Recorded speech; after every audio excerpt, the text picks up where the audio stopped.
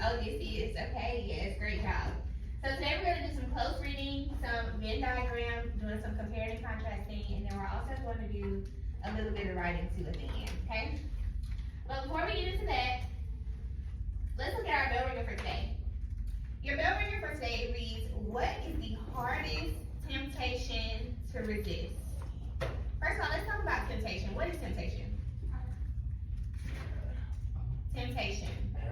What is temptation?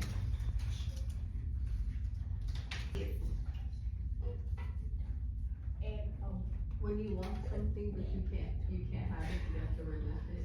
Okay, when you want something but you, okay. Trying to get away from it. Yes, okay, so that's exactly right. So temptation, in the Webster Dictionary is defined as a strong desire to do something that may be risky or wrong, okay? So what I want you to tell me in your memory today, what is the hardest temptation to resist, okay? And then we're gonna discuss in a couple minutes. So y'all go ahead and answer. What's one of the hardest temptations that you ever had to resist?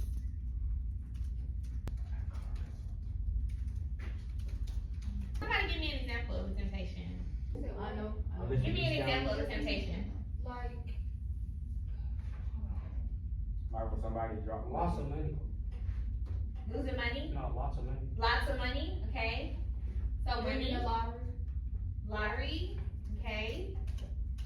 Okay, I want y'all to think about temptation is a strong desire to do something that's risky or wrong. Procrastination, okay. Okay. Trying to quit drugs. Like, Drugs. cause if you're trying to quit, but you wanna keep using. Okay, yeah. violence. Fighting is a temptation that we deal with a lot in school, okay? Fighting, wanting to beat somebody up, beefing with each other, okay? Andrew? I was saying, it's, neither, like, impossibility to fit in with people, like, fit in with people. Okay, being accepted, Yeah, okay? yeah.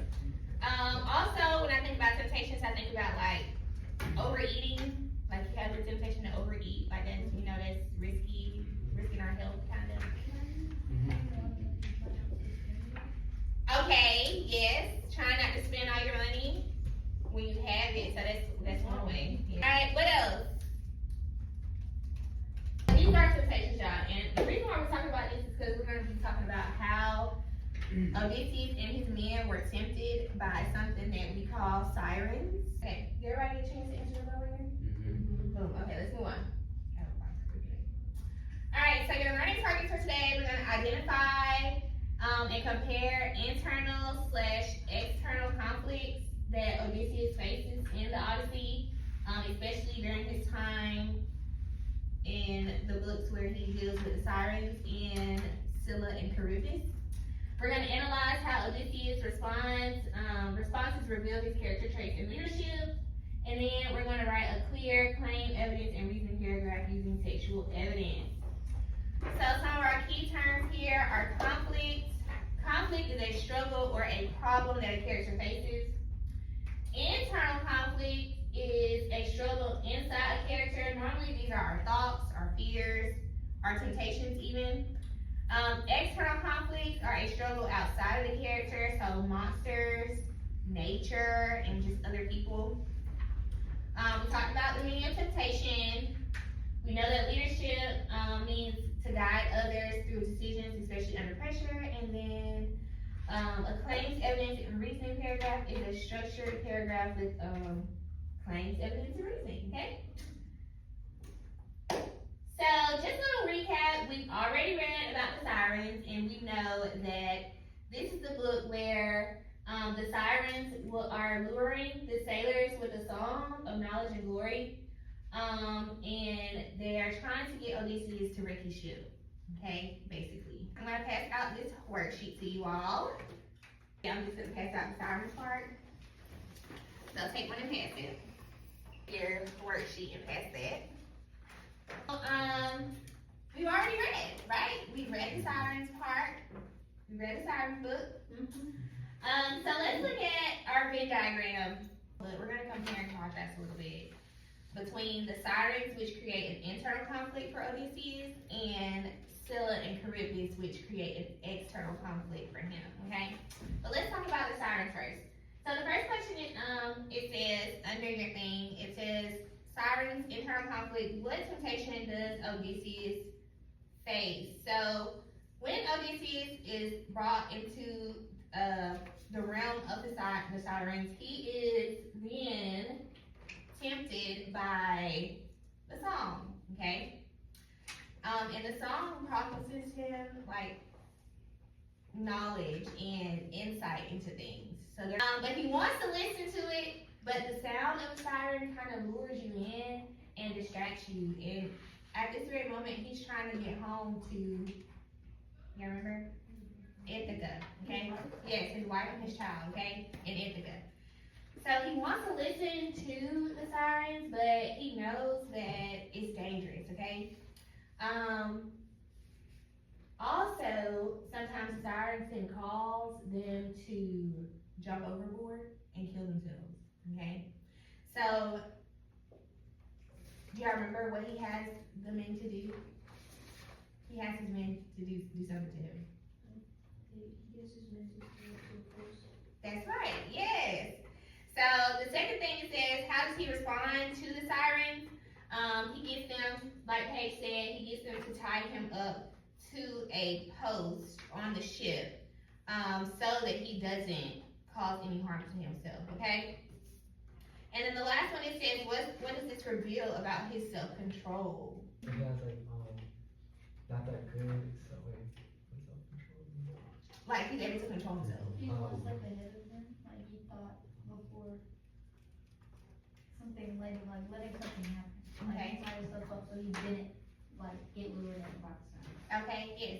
Also, one thing that we kind of know about Odysseus is that he craves like knowledge and insight. Like he wants to know things. His weakness is knowledge. Like he wants to know what these sirens has to say, but he knows that it's dangerous. So he has to have that self-control. So he knows and understands,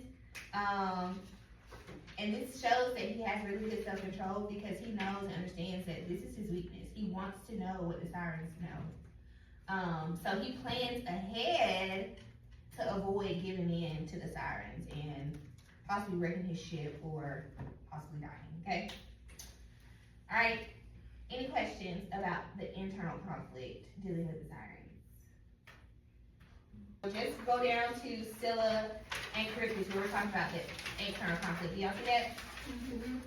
All right, so we talked about how he has an internal conflict. Okay, so we talked about his internal conflict, the things that are going on inside of him during his meetup with the sirens. Now we're going to talk about how he has some external conflict meeting up with Scylla and Charybdis. Does anybody know who Scylla and Charybdis are in the story? One is a tornado. I mean,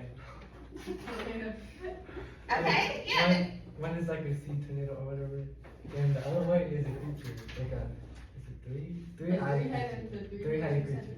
Yes, six-headed. So one is a whirlpool, that's what we call it in the ocean, and then the other one is a monster, basically, like a six-headed monster, I want to say. So Scylla is the monster, and Charybdis is the whirlpool, and Odysseus has to travel his ship in between these two things without getting caught by either one, okay? External conflict now, okay? So, like I said, he must go between these two dangers. So let's look at our questions. Well, we already said the first one. What danger does Odysseus face? He has to travel between these two dangerous things. One of them is a monster with 6 heads, and then the other one is a deadly whirlpool that could definitely destroy his ship, okay? So that's the first one.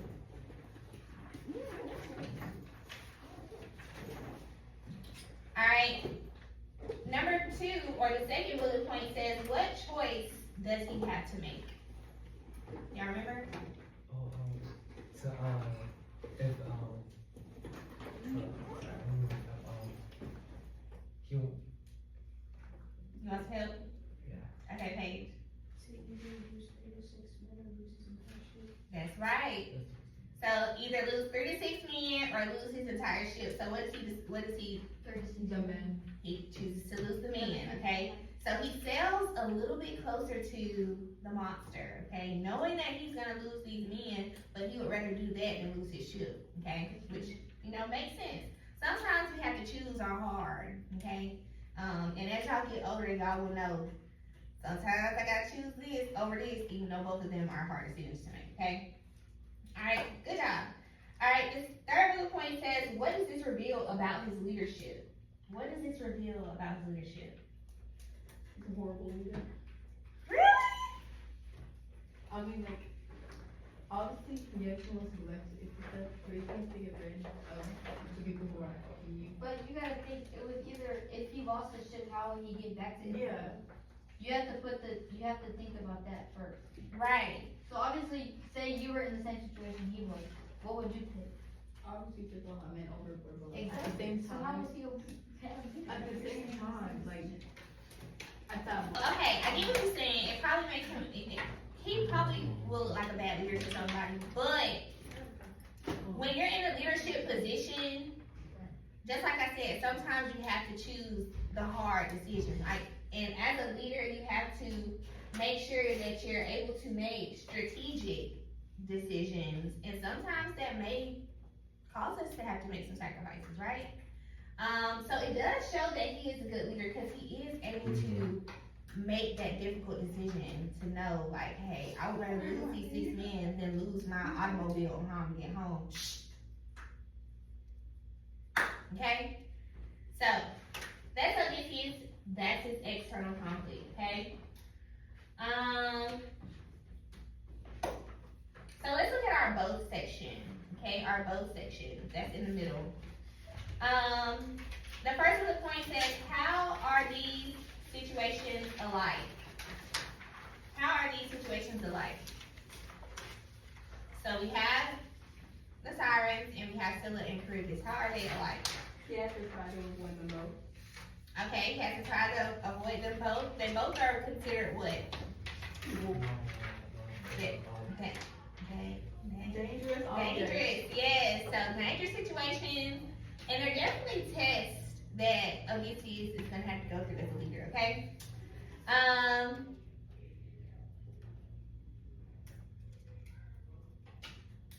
We kind of already talked about what it shows about him as a leader, but definitely the fact that he can make hard choices, okay, and also that he has already planned this stuff out. Like, he's a quick thinker. Like, he knows how to plan things out before he actually makes a decision. And that's always a good thing for a leader to do.